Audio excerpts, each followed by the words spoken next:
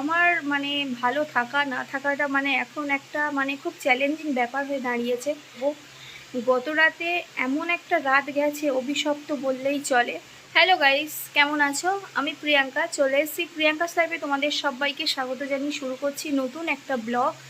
তো আশা করছি তোমরা খুবই ভালো আছো।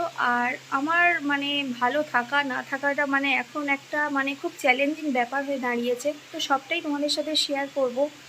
গত রাতে এমন একটা রাত গেছে অভিশপ্ত বললেই চলে। মানে কারণ তোমরা জানো আগের দিন আমরা একটা নিমন্ত্রণ বাড়ি খেতে গেছিলাম।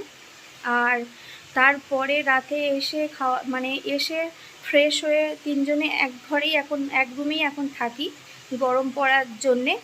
তো বাবা মা আমি আর মায়ের গত রাত থেকে ভীষণ শরীর খারাপ। আর এখন থেকেই আমি ভিডিওটা স্টার্ট করলাম কারণ এই এমার্জেন্সিতে ওনাকে মানে ভর্তি করে রেখেছিলাম, তো বাড়িতে নিয়ে আসলাম। তো সবটাই তোমাদের সাথে শেয়ার করব, তো দেখতে থাকো ব্লগটা। আশা তো গাইস, মাকে 6:45টার দিকে নিয়ে গেছিলাম হসপিটালে, মানে কেপিসি যে হসপিটাল আছে সেখানে যাদবপুরে। তো মায়ের রাত থেকে খুব রক্ত উঠছিল মুখ দিয়ে, তো সেই জন্যে তো বাড়িতে নিয়ে আসলাম। ভর্তি রেখেছিলাম এমার্জেন্সিতে। তো এমার্জেন্সি থেকে ওষুধ টষুধ দিয়ে দিয়েছে। তো কিছু টেস্ট করিয়ে ভর্তি রাখতে বলেছিল, কিন্তু আমরা আরেকটা ডক্টরের অ্যাপয়েন্টমেন্ট নিয়েছি চেস্টের। তো সেই জন্যে মাকে নিয়ে চলে আসলাম। এখন মা রেস্ট নিচ্ছে আর দেখো ঘুমিয়ে আছে, শরীরটা প্রচণ্ড খারাপ। আর তো মায়ের অনেক কটা ইঞ্জেকশন দিয়েছে, ওষুধ টষুধ খাবে, তাই জন্যে মাকে খাবার দেবো বলে এলাম রান্নাঘরে, কিন্তু রান্না কিছু করা নেই, শাক তো কাটাই আছে, রান্না করতে পারিনি। পাশের বাড়ির বৌদি মানে ছোট বৌদি দিয়ে গেছে খাবার দাবার, এই যে দেখতেই পাচ্ছ। এখন মাকে খেতে দিয়ে দেবো। আর বড়িও আমাদের সাথে ছিল, হসপিটাল থেকে এসে বাড়িতে গেছে, ও রান্না করে আমাদের জন্য এনেছিল। আর এখন দেখো সবাই ঘরে রয়েছি। এই যে গোলু মানে বোনকে খবর দেওয়া হয়েছিল সকালে, বোনও চলে এসছে তাড়াহুড়ো করে, কারণ মায়ের এতটা শরীর খারাপ আগে কখনোই হয়নি। তো এখন সব একটা ঘরের মধ্যে আছি। আর 8টার দিকে ডক্টরের অ্যাপয়েন্টমেন্ট আছে, তো সেটা দেখাতে যাব আমি, বোন, দিদি, মাকে নিয়ে যাব। আর বোন তাড়াহুড়ো করে চলে এসেছিলো, তো ছেলেটাকে ভালো করে খাওয়াইনি। ওরাও তাড়াহুড়ো করে শুনে সব চলে এসেছে।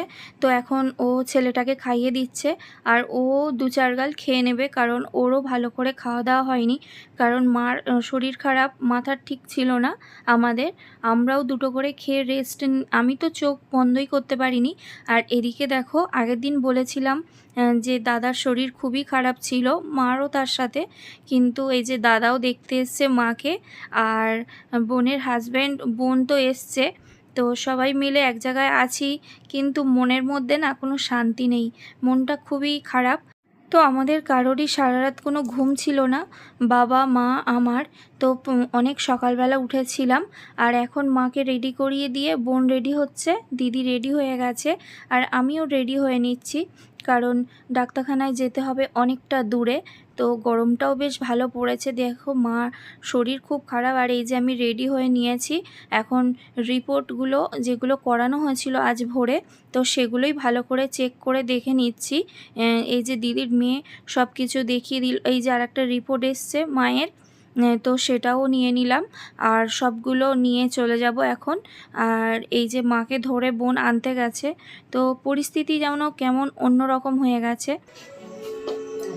আসলাম টোটো।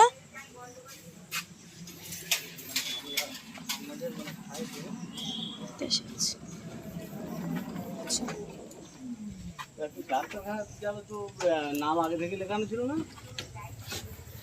না, তো বেশ অনেকটা দূরে ডক্টরের চেম্বার। ডক্টর এমনি রাত করেই আসবেন, উনি বলে দিয়েছেন, কারণ উনি হসপিটালে থাকেন, তো পিজিতে বসেন। বেশ অনেকটাই এগিয়ে এসেছি। আর এই দিকটা না আমাদের পাওয়ার হাউস, মানে সমস্ত জায়গার মানে ইলেকট্রিক সাপ্লাই এখানে। আর খুবই সুন্দর জায়গাটা, নিরিবিলি, খুব নিস্তব্ধ। আগে এখানে ভয়ের চোটে আসা যেত না, এত খারাপ এলাকা ছিল, কিন্তু এখন খুব সুন্দর। এই জায়গাটা দিয়ে গেলে না পুরো আলোয় আলোকিত হয়ে থাকে, আর খুব নিরিবিলি, পুরো একদম মাঠের মধ্যে অনেকটা জায়গা নিয়েই দুদিকে পাওয়ার হাউস আছে। তো আমরা যাচ্ছি এখন সুভাষগ্রামের দিকে। তো ওখানেই ডক্টরের চেম্বার, আর প্রায় চলে এসেছি বলতে গেলেই, কাছাকাছি। আর কিছুটা গেলেই পৌঁছে যাব, কিন্তু রাস্তাটা ভালো ছিল, অসুবিধা হচ্ছে না এখনো পর্যন্ত। অটো নিলে ভালোই হতো, অনেকটা রাস্তা আসলাম তো। তো যাই হোক, চলো, এসে পড়েছি। এই যে সামনেই চেম্বার। আর মাকে আগে নিজেরা নেমে গেছি, তারপর মাকে আস্তে আস্তে নামাবো। আর মা প্রচণ্ড ঘামছে। আগের দিন ওই যে যখন অনুষ্ঠান বাড়িতে গেছিলাম না, তখনও একটা অন্যরকম জিনিস মা দেখছিলাম, প্রচণ্ড ঘাম ছিল, যদিও গরমটা অনেক বেশি, তার সত্ত্বেও অনেকটাই ঘাম ছিল। আর এই যে এখন মাকে নিয়ে যাব, নাম লিখানো আছে। তো ডাক্তারবাবু অনেক রাতেই বসেন, তো রাত করেই এলাম। তো উনি হলেন পিজির সবথেকে চেস্টের বড় প্রফেসর, তো তাই ওনার কাছে এনেছি। আর দেখা যাক রিপোর্টগুলো দেখে কি বলেন। এই যে ডক্টর সুদীপ্ত পণ্ডিত, তো ওনাকে দেখাতে এলাম। তো ঘড়িতে এখন 10টা বেজে গেছে। মায়ের ডাক্তার দেখিয়ে চাম্পাহাটিতে চলে এসেছি। দিদি এখন মানে ওষুধের দোকানে যাব, আমি আর দিদি। তো ক্যামেরাটা ঘুরে গেছিলো আমার। আর মাকে যা বলল ডাক্তারবাবু রিপোর্ট দেখে, সেটা শুনে তো আঁতকে ওঠার মতো, কারণ মায়ের লাংসের অবস্থা মানে খুব একটা ভালো না। তো কালকের মধ্যে ওনাকে হসপিটালাইজড করতে হবে, একদম ডাক্তারবাবু লিখে দিয়েছেন। তো কাল ভোরেই ওনাকে নিয়ে চলে যাওয়া হবে। আর সেরকমই ভাবনা চিন্তা করে এই যে বাড়িতে চলে এলাম। সবার মনটা খারাপ হয়ে গেছে, কারণ ডাক্তার দেখিয়ে কমে যাওয়ার কথা, সেখানে কি হলো। তো বড়ি এখন বাড়িতে যাচ্ছে বোনের ছেলেটাকে নিয়ে, কারণ আমরা ভোরেই বেরিয়ে যাব। তো ও দিদির মেয়ের সাথে থাকতে ভালোবাসে, থাকবে। আর বড়ি ওদেরকে নিয়ে যাচ্ছে, ও ভোরবেলা চলে আসবে গাড়ির সঙ্গেই। তো আজকের ভিডিওটা এখানেই শেষ করছি। সবাই ভালো থেকো, সুস্থ থেকো, প্রিয়াঙ্কাস লাইফের সঙ্গে থেকো। ভিডিওগুলো ভালো লাগলে বেশি বেশি করে লাইক, শেয়ার, কমেন্ট করে দিও। চ্যানেলটা সাবস্ক্রাইব করে পাশে থেকো। যারা ফেসবুক পেজ থেকে ফলো করছো, তারা পেজটা ফলো করে নিও। আর আমার মায়ের জন্য অনেক অনেক প্রে করো তোমরা।